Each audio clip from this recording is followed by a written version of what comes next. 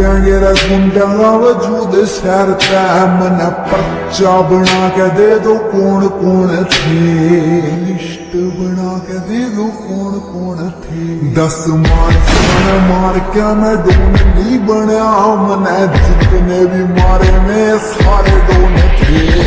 10 लोग मार के मैं डोन नहीं बनया मने जितने भी मारे में सारे डोन थे